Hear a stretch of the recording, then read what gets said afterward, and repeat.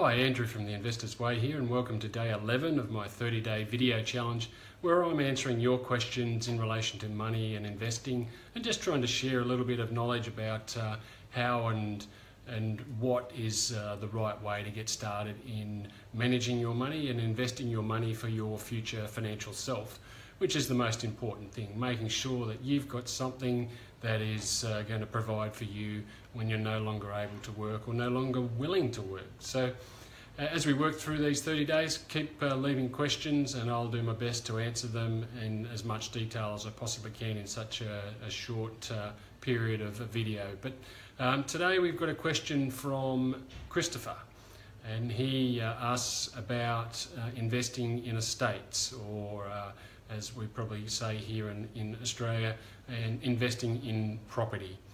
So the first thing I want to say is that this is a topic that is vast and very difficult to cover in a 3 to 5 minute video. So what I want to do is just cover 3 key things that you, Christopher, and everybody else who's thinking about investing in property can have as their starting point. And so the first of those is location. So there's lots of people out there who will teach you property investing. I'll do it myself as well. And one of the things about location is there's some people who suggest you invest where you live. I'm not one of those people. For me, location is the most important consideration you should have when investing in property. And you need to be investing in a location that is growing. And by growing, I mean both from population perspective and also from property prices perspective. So do a little bit of research to find out the demographics of the area that you want to invest in, and make sure that you're picking locations that are growing, that have infrastructure being built, so that there is more and more likelihood that people will want to move into that area, and as a result of that increase in population in that area, you'll see increased prices. So that's the first point. The second one is in relation to price. You need to get a good understanding of how much you can afford to invest and in what type of investment that you will be able to invest. So will it be a house, or will it be a villa or a townhouse, or will it be a unit or an apartment, or whatever you describe them in your location. But you need to be mindful of what you can invest with the money you have available. So make sure you've done a little bit of research up front, again, to understand what your price point is going to be, so that you can then narrow your research and narrow your search based on what you've got available with your current resources. And then the third tip I'd like to give when it comes to investing in property or estates is to understand your finance.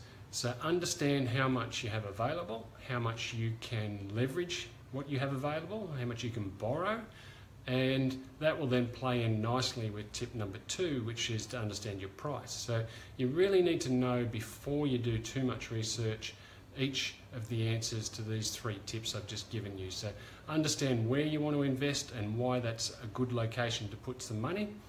Understand the price range in which you are able to play, and that will then also dictate as to the type of property that you can invest in. And understand your finance. Know what it is that you have and how much you can then use to play in the property space.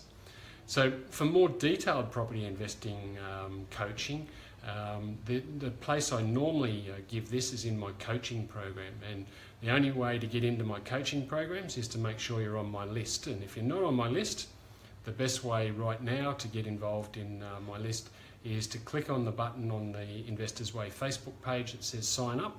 You'll get a free report for doing that, and in the process of getting access to that free report, in time you'll be made offers to join my coaching program. And normally I do a free call, so the first offer will be made will be a free session to determine whether or not coaching is what you're ready for. So more detailed information is available through that program.